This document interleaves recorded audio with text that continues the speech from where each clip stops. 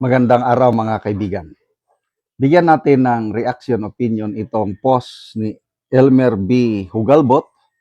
Isinare lang niya ang isang post ng Masang Pilipino. Ganitong nakalagay. Senator Pangilinan, bumuo ng task force upang tugunan ang epekto ng krisis sa Middle East. Kaya sabi ni Elmer Hugalbot, nagmura siya, PI. Ang daming presidente sa Pilipinas. Dahil meron ng crisis committee. Uplift ang tawag, yun ang palasyo. Yung para tugunan ang krisis sa Middle East, uplift. Meaning, unified package for livelihood, industry, food, ano yung T, transportation. So, puros ayuda ito. Ayuda. Itong uplift. Kaya mayroong Cardinal David ba yun? Na dismaya siya sa tugon ng gobyerno. Na kasi puros, this government can do better. Sana. Puros lang ayuda. Tapos, ikumpara nyo sa, may nabasa akong post. Nag-release, bago lang release ang DBM, around 24, 23 billion release. Okay. So, ang more than 2 billion ayuda sa langis sa krisis. Yung more than 21 or 22 billion release para sa DPWH. Wala, DPWH. At may nagsabi na baka ito na yung release sa DPWH, baka ito na daw, di umano, opinion lang ito. Baka ito na yung padulas sa mga pipirma sa impeachment ni BP Sara. Kasi ang laki ni-release sa DPWH. Samantala, kakaunti yung 2 billion lang sa ayuda nationwide. Anyway, to me, it's just a duplication of function. Ano naman tong task force ni, binasa ko, nag-research ako, parang task force ito, tinawag ni ni Pangilinan na Agri-Agra. Ang layunin is, para daw i-monitor. Monitor parang DOE, nagmo-monitor lang, walang magawa sa pagtaas ng presyo.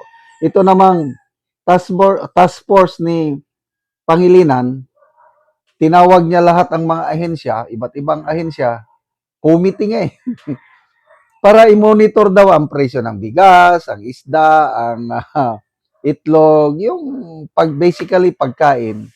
Dahil siya ang chairman sa Committee on Agriculture sa Senado. Ang tanong, mapipigilan ba nila ang pagtaas ng presyo ng bilihin? Kasi ang trabaho din nila mag-monitor. No way. Hindi yung mapipigilan. Once na tumaas ang presyo ng fuel, lahat yan tataas. Kaya good luck dito sa task force, Pangilinan, monitoring of prices. Pigilan, hindi nyo yan mapipigilan. Para daw to assure the supply, hindi tayo maubusan ng pagkain. Kailan ba yon? Nung Sabado, kahapon, punta ako sa merkado, nagbili ng isda. Nako, kakaunti. Yung dati, kasi pumunta ako sa Bagsakan, yung fish landing dito sa amin. Daming isda. Kahapon, halos walang isda. Bakit? Apektado sa krisis sa langis.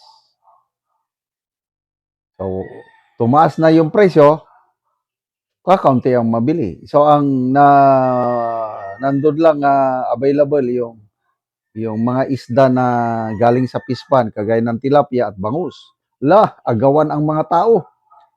Kasi presko, medyo mura-mura pa ng kaunti compared sa iba. Kaya doon na lang din ako bumili sa tilapia. Talagang tinghirap. Get ready mga kaibigan. Itong ganitong mga pangyayari, maalala ko nakalagay sa Biblia yung tinanong ang Panginoong Hesus, ano yung sinyalis ng kanyang ikalawang pagbabalik. Nabanggit niya nito. There will be wars, rumors of wars, may mga tigutom, famine. Oh, bakit magkakaroon ng famine? Dahil sa mataas na presyo at saka lack of supply. Dahil yan na, interconnected na yan yung giyera. Padami ng giyera. So itong giyera na ito, sa nakikita ko, magtatagal. I don't know how long. Kaya let's brace ourselves. Humanda tayo. Physically, emotionally, and spiritually. Physically, financially pala. I don't know how. Nalampasan natin ang pandemic. Sana malampasan din natin ito. Kailang ang tanong, ayaw mag-give up ang Iran, palaban ang Iran. Kasi may mga demands ang US. Ito ang mga demands namin. Para mag-ceasefire na tayo. Para hindi na kami atake. Ayaw naman ng Iran. Palaban ang Iran. Di tuloy ang atake ng US. So, wala pa. Kaya again, these are signs of the second coming of our Lord Jesus Christ. Domingo Pasko ngayon. Araw ng pagkabuhay. Ang pagbabalik ng Panginoon is, we do not know. Anytime. Now, kung ngayong araw o bukas ng pagbabalik ng Panginoon, are you ready? Kasi ang pagbabalik niya is, ililigtas niya yung talagang kanya. Magkakaroon ng rapture na tinatawag. Bigla na lang mawawala ang mga tao. Kailang may maiwan. Ang maiwan, yun, mag-undergo ng 666, yung hardship. So, are you ready? Yan ang tanong. Paano maging ready? Tanggapin mo lang ang good news ng Panginoong Hesus. Yung gospel. ABC ka lang. A, accept that you are a sinner. B, believe. Paniwalaan na namatay at nabuhay muli ang Panginoong Hesus para sa kapatawaran ng iyong kasalanan. And C, commit or surrender your life to the Lordship of Jesus Christ. That's the only way to be ready sa second coming ng ating Panginoong Hesus. Salamat mga kaibigan sa inyong pagsubaybay sa ating channel. Nakakatulong kayo ng malaki sa tribong Talanding ng Bukidnon dahil ang sweldo natin sa channel na ito is pantulong sa tribo. Namimigay tayo ng libreng yero at pako para makapagpatayo sila ng mas maayos na tirahan. Panoorin niyo ang video na ito. Ang among nataga gero mag-atop na ni siya karon sa iyang ipatindog nga balay. Nakina sa ipapandok do ka atang karon ako din ang gaid mo makasabot. So mo na ni ang iyang gipatindog nga balay.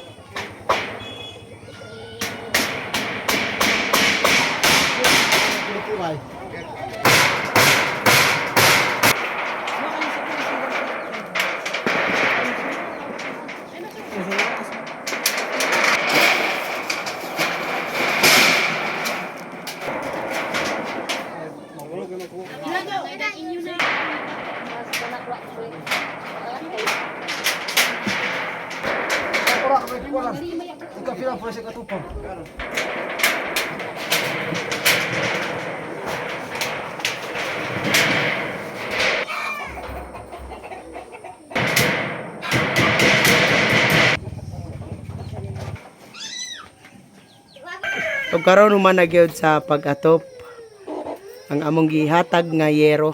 At sa Ginoo sa At sa Ginoo sa nagatag sa ako og sin.